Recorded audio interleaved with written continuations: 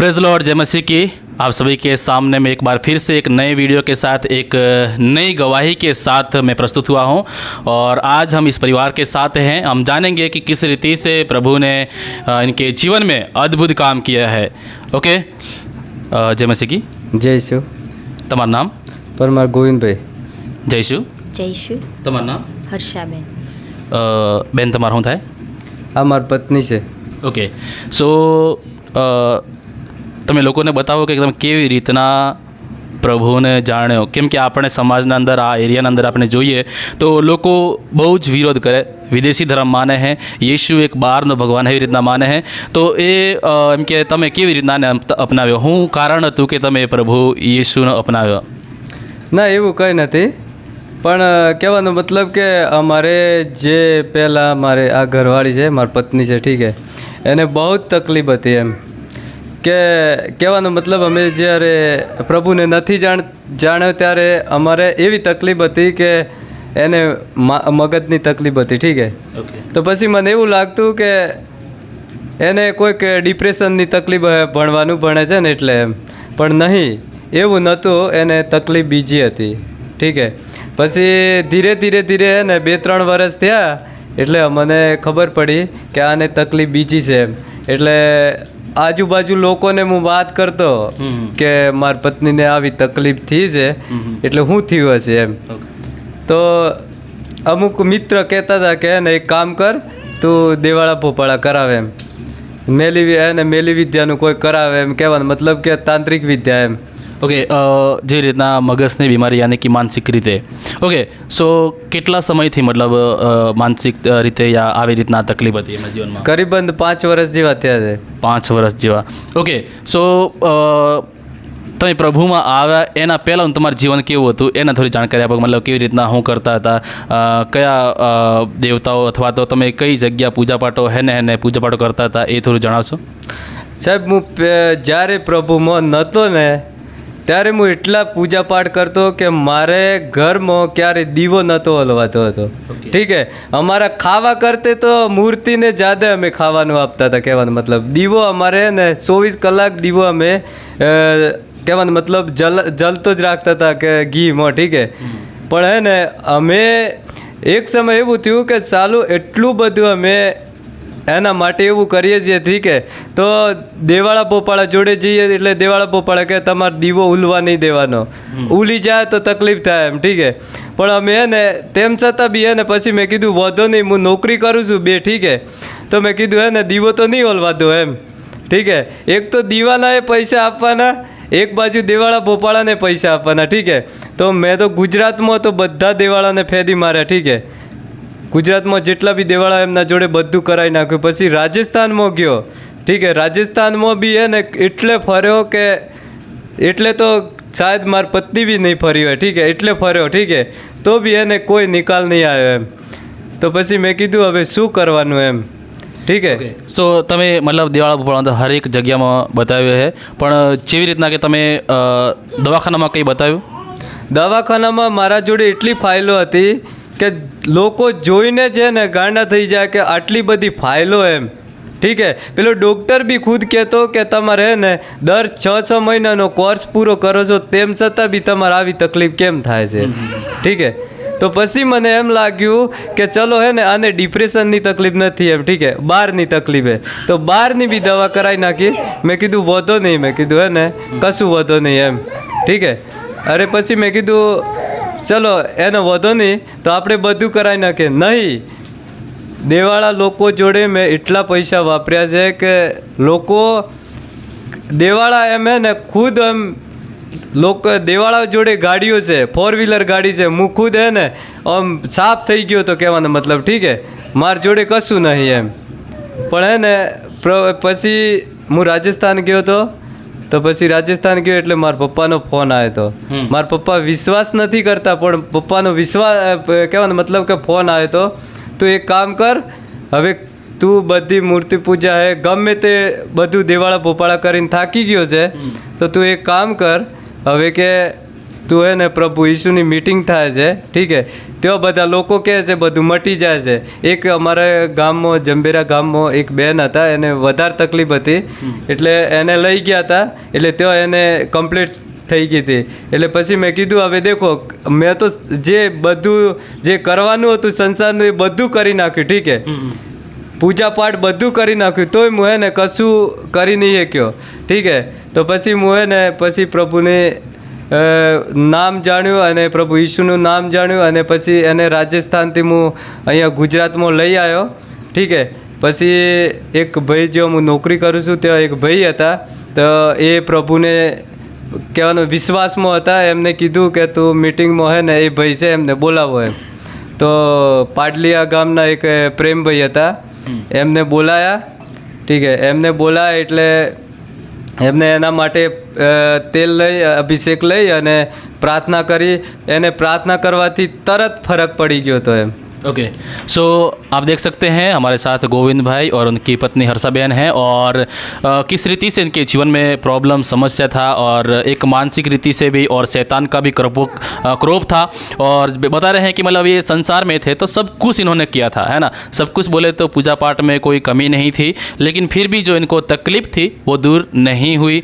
और जैसे कि बता रहे हैं 5 साल हो गए, है ना, बीमारी में उसी तकलीफ के अंदर शैतान से जकड़े हुए थे, और इन्होंने अलग अलग जगहों में हॉस्पिटलों के अंदर बता रहे हैं कि बहुत सारी फाइलें, लोग देख के मतलब ये भी सोचते होंगे कि ये इतना दवाइयाँ, लेकिन फिर भी, है ना. और भोपालों के पास तो इन्होंने गुजरात, राजस्थान सब जगह करवाया, और जैसे कि ये बता रहे हैं कि उन्होंने भी जवाब दे दिया कि अभी मतलब कुछ होने वाला नहीं, लेकिन इनका पापा जो कि उन्होंने बताया कि अब सब जगह छोड़कर एक जगह बचा है, और वहाँ पर आप जाके देखो. आपके पापा विश्वासी हैं?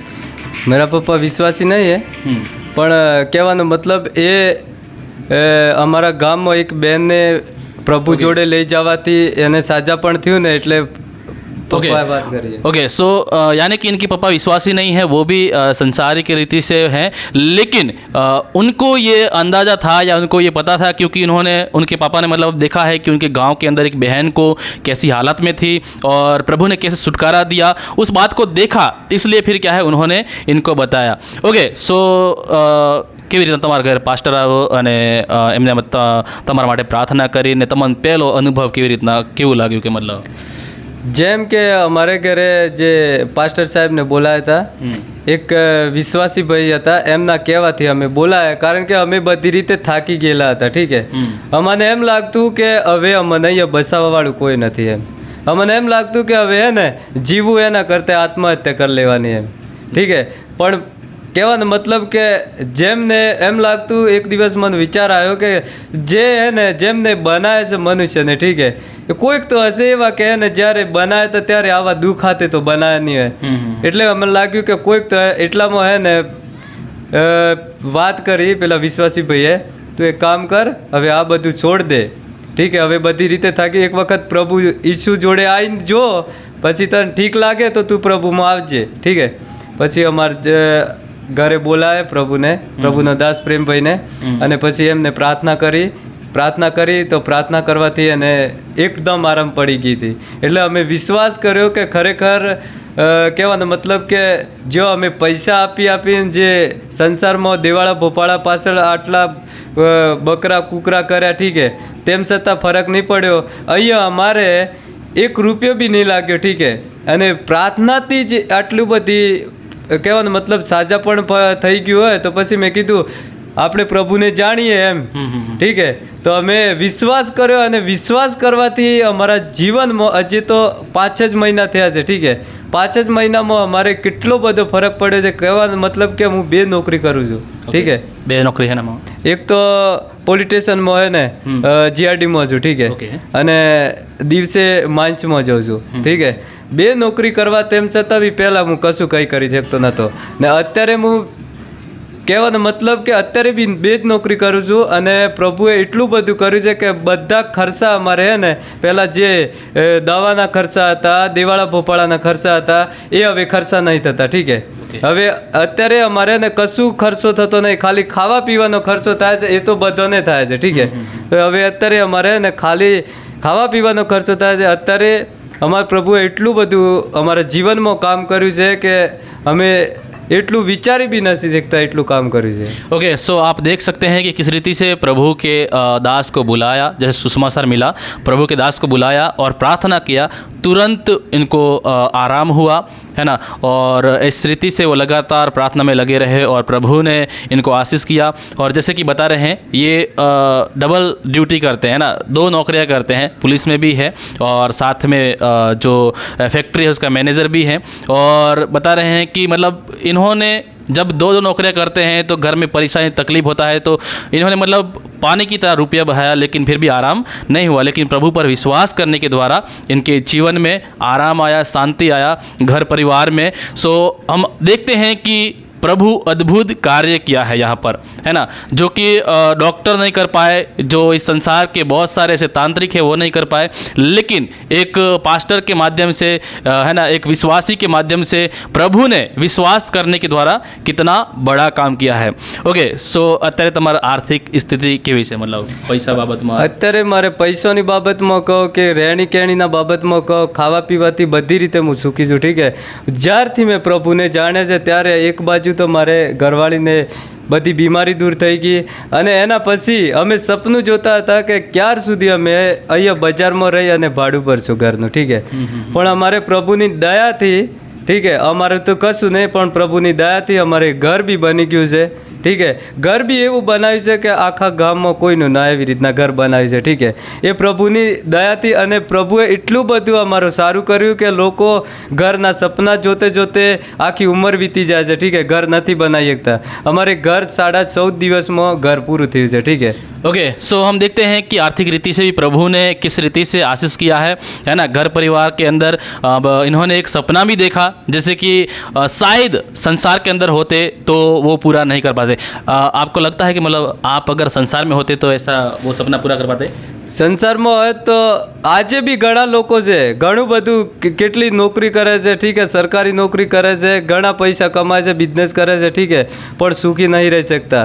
ઠીક છે, કેમ કે એને એ ખર્ચો એને બીમારીમાં છે, કોઈ બી આમ દેવાળા ભોપાળા એમાં છે ને ખર્ચો થાય છે. ઠીક છે, પણ પ્રભુમાં આવા તેમ છતાં પછી એને પ્રભુમાં આવીએ, પ્રભુ ઈશુને જાણીએ, એના પછી કોઈ જ જાતનો કહેવાનો मतलब आलतू फालतू खर्चो नहीं થતો એમ. ओके सो मतलब कहने का मतलब अगर मैं संसार में होता तो नहीं कर पाता, लेकिन अगर प्रभु में हूँ तो સંસારમાં હતા તો સપના અધૂરા રહી જતા એમ. પણ પ્રભુને જાણે છે ત્યારથી हर एक सपना पूरा था है. ओके सो जो इन्होंने सपना देखा था वो भी प्रभु ने पूरा किया. यानी कि जो इनका घर का है ना, ये बाजार के अंदर रहते हैं, अंबाजी शहर के अंदर रहते हैं, भाड़े पे रहते हैं, लेकिन इन्होंने सोचा था, सपना देखा कि मैं अपना घर बनाऊंगा और प्रभु ने आशीष किया. वो भी अभी तैयार हो गया है ना. 14 दिन के अंदर, जैसे बताया, 14 दिन के अंदर उनका घर भी बन गया है. ओके सो प्रभु ने किस रीति से इस परिवार को आशीष दिया है. ओके जे लोगो के हैं कि धर्म परिवर्तन करूँ है एना तमे हूँ क्या मोघो?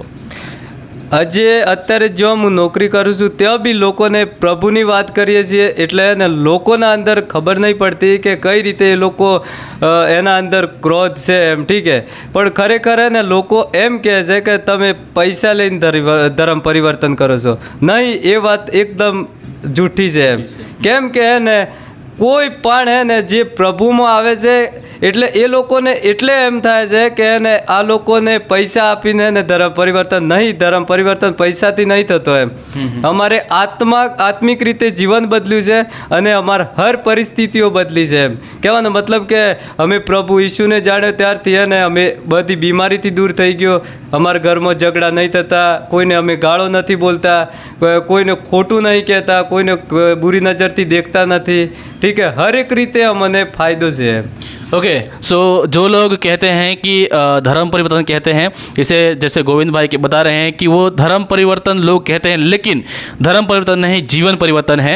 और प्रभु में आने से सारी बातें, जैसे कि बताया, जो पहले खर्चा होता था, बहुत है ना, पैसे जो है पानी की तरह बहाते थे, प्रभु में आने से वो बच जाते हैं, है ना। और बहुत लोग शराबी और नशे करते हैं, इधर उधर बहुत आलतू फालतू खर्चे होते हैं, बहुत कुछ होता है, लेकिन प्रभु में आने से सब कुछ बढ़िया हो जाता है, उसका स्थिति बदल जाता है, उसका परिस्थिति है वो बदल जाता है, उसका आर्थिक रीति से, शारीरिक रीति से, मानसिक रीति से, तो लोगों को लगने लगता है कि इसने धर्म परिवर्तन किया है इसलिए ये अच्छा बन गया है ना। लेकिन ऐसा नहीं है, जीवन बदला है, और जीवन बदलता है तो सब कुछ अच्छा होता है, तो लोगों को ऐसा लगता है। ओके, सो यहाँ पर हम देखते हैं कि प्रभु ने किस रीति से, अद्भुत रीति से कार्य किया है, और प्रभु ने इनके जीवन में आशीष किया है, जो इन्होंने सपना देखा था वो पूरा किया है, और इसी रीति से प्रभु इनको और भी आगे बढ़ाए। ओके, તમે એવા લોકોનું શું કહેવા માગો જે લોકો કે તમારા જેવા તકલીફમાં છે, દુઃખમાં છે, એ લોકો માટે તમે સંદેશ શું આપવા માગો એમ?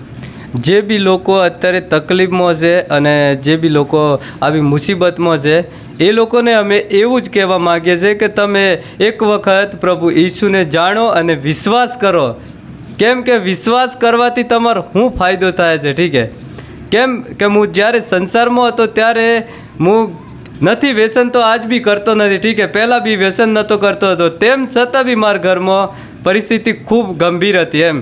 તો ઠીક છે, પણ હે ને એક વખત જ્યારે પ્રભુને જાણવાથી આટલો બધો ફાયદો થાય છે કે જે લોકો છે એમને એમ કહીએ છીએ કે જે એક વખત તમે વિશ્વાસ કરો પ્રભુને, અને પછી તમે જુઓ કે તમારા જીવનમાં કેટલો બધો પરિવર્તન આવે છે એમ, તમારા ઘરમાં કેટલી બધી આશીષિત થાય છે એમ.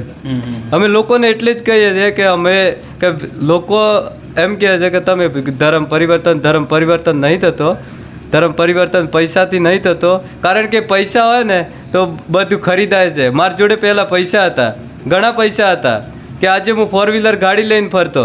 ઠીક છે, મેં ઘણા બધા પૈસા આલ્યા તોય મારે હે ને ઘરમાં શાંતિ નથી, ને આજે પ્રભુને જાણવાથી મારા ઘરમાં ઘણી બધી શાંતિથી છે, કોઈ પૈસા આપતું નહીં.